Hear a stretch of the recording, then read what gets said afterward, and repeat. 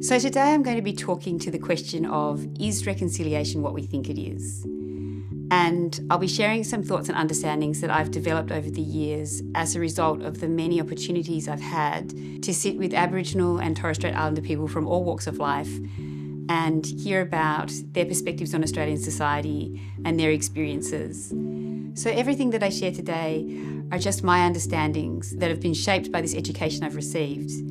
But what I say does not represent what Aboriginal people and Torres Strait Islander people in this country might think about reconciliation. And I'm not suggesting that if you were to ask any one of the hundreds of thousands of First Nations people living in this country what reconciliation means to them, that they would say anything like what I'm going to say today. It really is just the views that I have formed. So the reason why I think it's important for us to ask ourselves this question, is reconciliation what we think it is because the vast majority of Australians say that they support reconciliation in this country. But I also think that if you were to go up to the average Australian in the street and ask them to say what they think reconciliation is and involves, I think they'd probably struggle to pin it down. And it's really important that we do try to reach some kind of clarity and common understanding about what we think reconciliation is, because otherwise, how are we as a society to plot our course towards it? The second reason why I think it's important for us to ask ourselves this question, is reconciliation what we think it is because for many of us, our understandings of reconciliation are shaped by the dominant public discourse. And the dominant public discourse in Australia is shaped by the dominant cultural group in Australia, which is white Australians. White Australians make up 75% of our population. And every person, from whatever cultural group they come from, has a standpoint on society, which is shaped by their cultural lens and shaped by their life experiences. And our standpoint is that angle at which we look at society. So it means we can see some things very clearly and very deeply, but also there are some things in which our viewpoint is limited. And particularly when you come from a dominant cultural group like I do as a white Australian, it can be hard to see that your viewpoint is limited and specific, because everything about society tells you that the way you think about things is completely normal. And I think Aileen Moreton-Robertson says it really well when she says, white Australian culture defines and dictates the ordinary, the moral and the common sense without even perceiving itself to be doing so. So I think for those of us who are relying on the dominant public discourse to shape our views of reconciliation, we need to ask, is there anything that discourse might be overlooking, or does it have any blind spots? So on this idea of standpoint, I think a really interesting place to start is with the word reconciliation.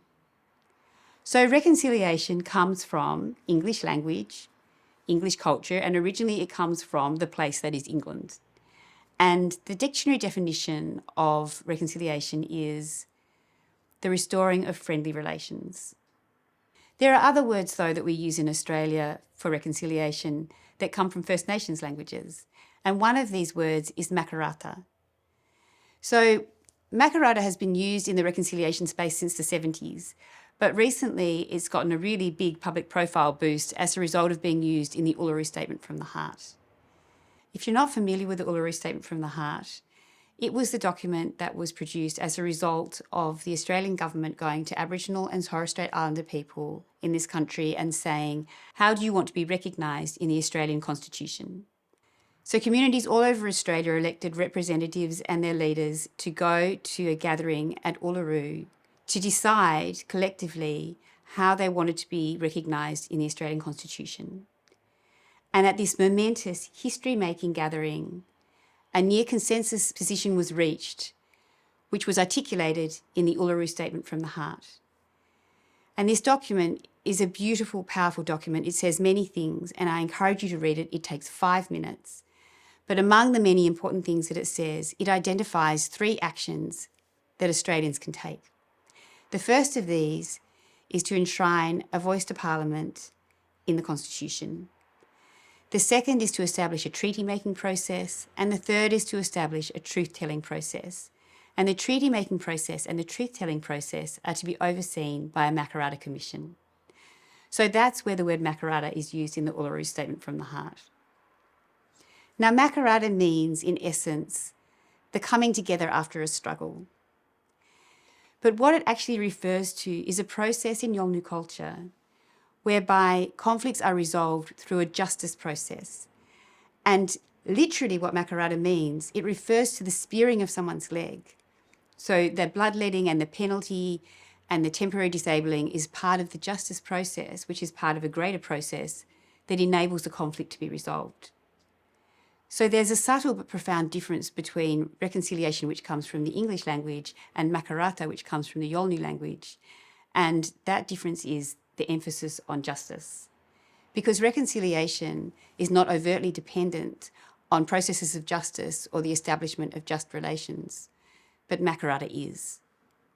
But at the end of the day, both of these words, whether it's talking about the coming together after a struggle or the restoration of friendly relations, both of them are talking about a unity building process. And I don't think it's controversial to say that true or lasting unity is dependent on justice and just relations. Social harmony that's not built on just relations can't really be called unity. I think it would be more accurately described as some kind of domination and submission. And when we talk about reconciliation, it's unity that we're talking about, right? We're talking about trying to achieve a higher level of social cohesion and a more beautiful relationship. And so in their own ways, both of these words are really talking about justice. And I think a lot of Australians do accept that justice is a dimension of or a prerequisite to reconciliation in this country. But then the question that arises is, what is justice, or what does justice look like in society as it is now and at this point in history? And my observation of the dominant discourse is that justice does feature in it, and it is part of the discussions around how to achieve reconciliation. And I'll try to share with you my understanding of what the dominant discourse is saying about justice in this context. And it goes a little something like this. We acknowledge that really bad stuff happened when the British arrived and took control of Australia and made it their home. And increasingly people are understanding and talking about the fact that this involved massacres, rapes, slavery, stolen land, stolen children, stolen wages, and approximately 2 centuries of flagrantly racist laws and policies. And I think most people are recognising that for justice to be advanced in this country in order to achieve reconciliation, this dark history has to be acknowledged and apologised for in some form. And some people would say that we need to pay reparations. Some people would say that this also involves the handing back of some land to Aboriginal and Torres Strait Islander control.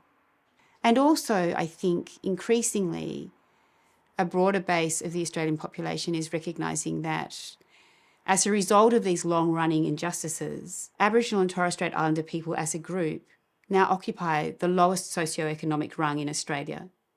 And justice requires that we do something about that and work towards and invest in processes that will lead to some kind of socioeconomic parity or equality. And so that's what Closing the Gap is all about. And it's also been referred to as practical reconciliation. Now, these are all really important justice issues, and they're critical to the establishment of reconciliation. But what I want to ask is, do they constitute just relations?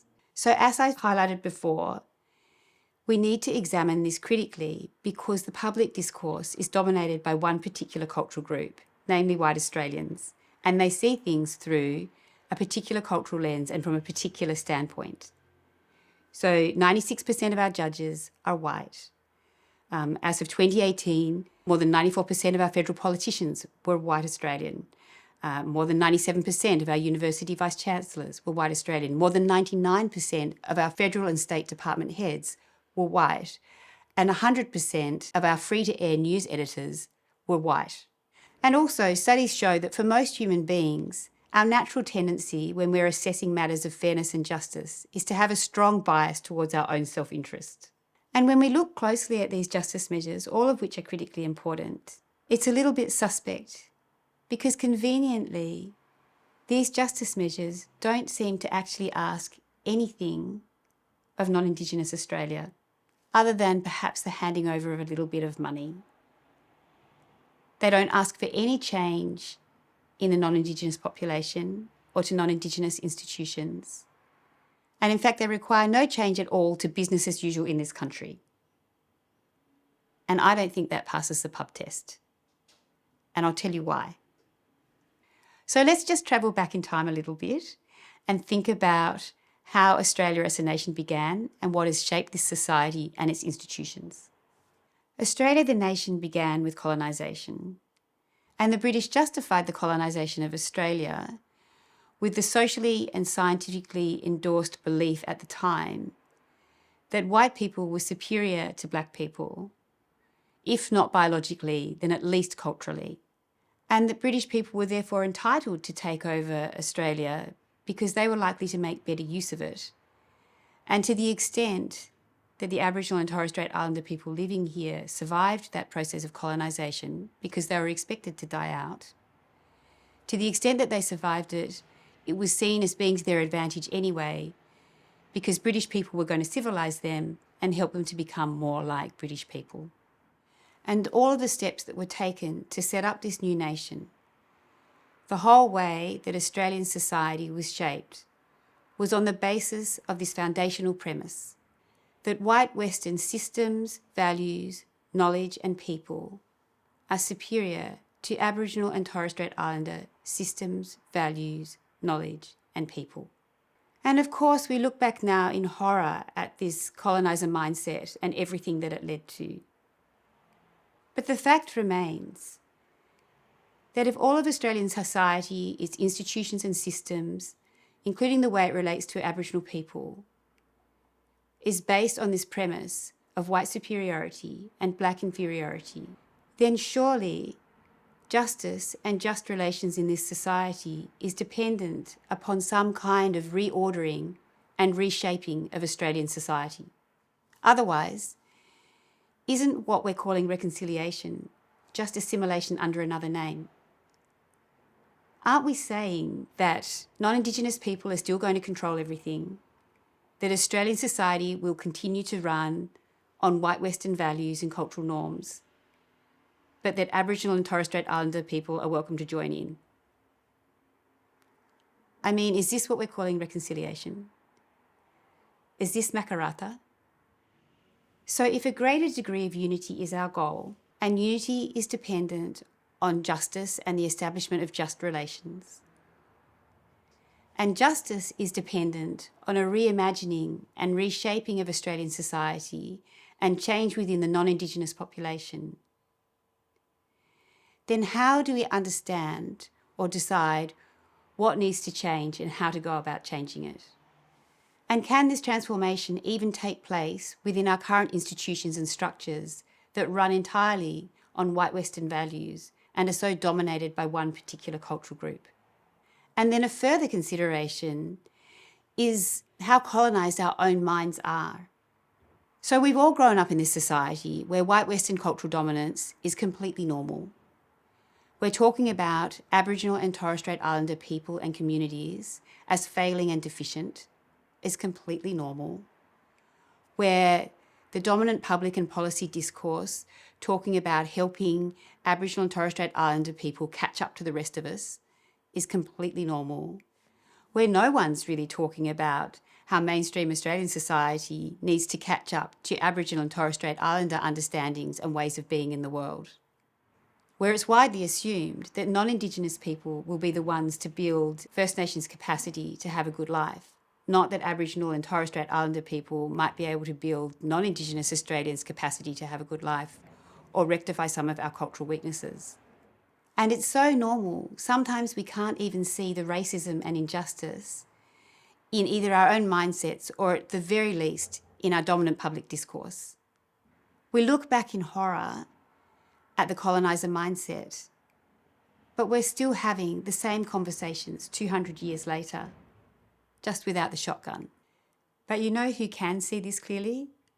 Aboriginal and Torres Strait Islander people. Because when you're subject to an injustice, you see very clearly how that injustice operates. And in my experience, Aboriginal people and Torres Strait Islander people can see very clearly how Australian society works and does not work, and how Australian people think and do not think, and many can speak very clearly to what needs to change and how that change can happen.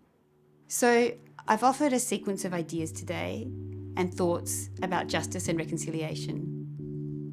And if you agree with them and the conclusion that they take us to, then I think the question that is before us as a society in working out how to advance reconciliation is to ask ourselves, what capacities and attributes do we need to develop in ourselves and in our society to be able to have a meaningful conversation with Aboriginal and Torres Strait Islander people about justice in this country?